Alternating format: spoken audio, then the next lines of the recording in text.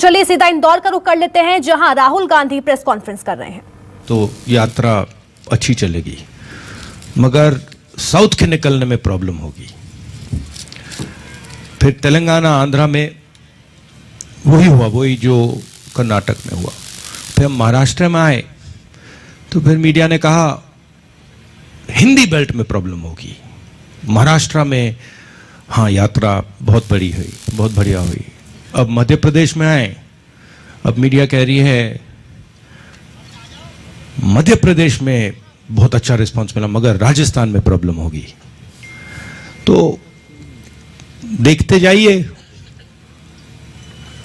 क्योंकि ये जो यात्रा है ये कांग्रेस पार्टी से अब आगे निकल गई है। ये यात्रा हिंदुस्तान की जो समस्या है,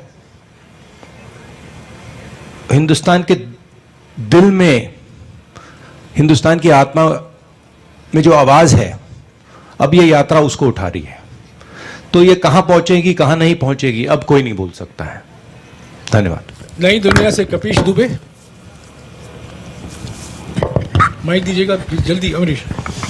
अच्छा, इसमें दूसरी चीज बड़ी इंटरेस्टिंग है, मैं कह रहा हूं और मैं दोहराता जाता हूं कि इस यात्रा में किसी को थकान नहीं हो रही है, किसी को नहीं हो रही है। जो भी चल रहा है, नहीं अजीब सी, आपको अजीब नहीं लगता? तो अजीब सी बात है, इस यात्रा में जो भी चल रहा है, चाहे वो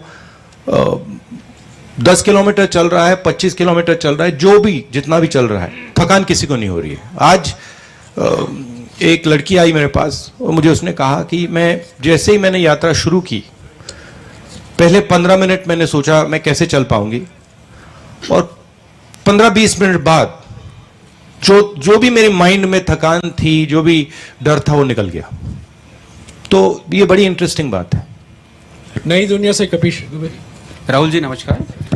इसी महीने सुप्रीम कोर्ट का एक फैसला आया है ईडब्ल्यूएस आरक्षण को लेके।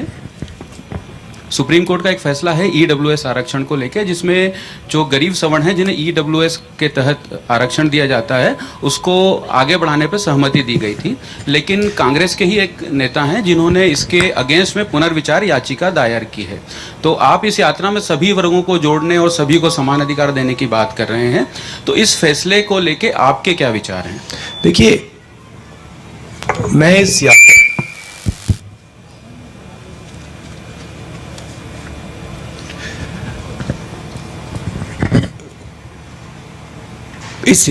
यात्रा के क्लियर लक्ष्य है। मैं इस यात्रा को डिस्ट्रैक्ट नहीं करना चाहता हूं, ठीक है?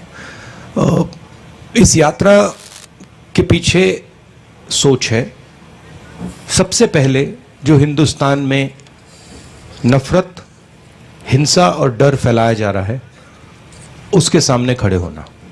और इसका सेंट्रल आइडिया कि जनता की आवाज जो है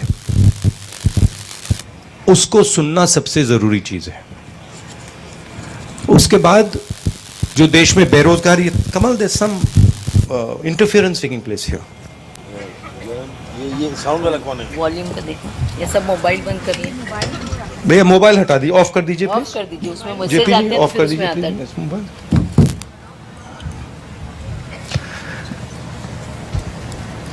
और ये यात्रा बेरोजगारी के खिलाफ और जो महंगाई बढ़ रही है उसके खिलाफ।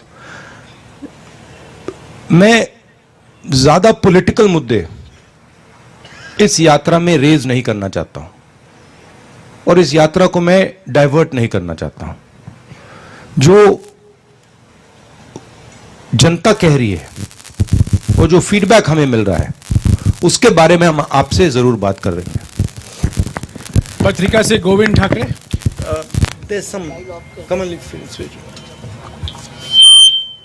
नमस्ते राहुल जी। मेरा सवाल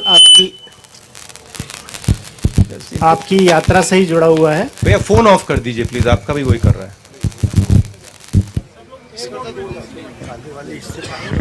जल्दी जल्दी पूछिए, समय निकल रहा है। जी जी, मेरा सवाल यात्रा से ही जुड़ा हुआ है। चूंकि आपने पीछे ब्रांडिंग भी लगाई है, लेकिन उसमें कांग्रेस का जो सिंबल है वो नहीं है।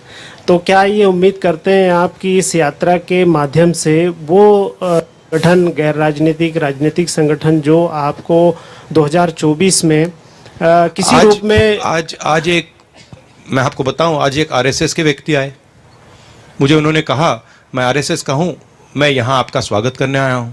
मैंने कहा ये जी जी जी। तो मेरा सवाल ये था कि इस यात्रा से आगे आपका जो लक्ष्य, जिस तरह से रिस्पांस मिल रहा है, तो एक मजबूत प्रतिपक्ष की तरफ आप बढ़ेंगे आगे, ऐसा आप उम्मीद करके चलते हैं या भविष्य में? मैं मेरे साइड से ये मेरी जिम्मेदारी है और एक तरह से मेरी तपस्या है, ठीक है। जो तपस्या करता है वो इसलिए तपस्या नहीं, किसी कारण तपस्या नहीं करता है कि मैं वो चाहता हूं या वो चाहता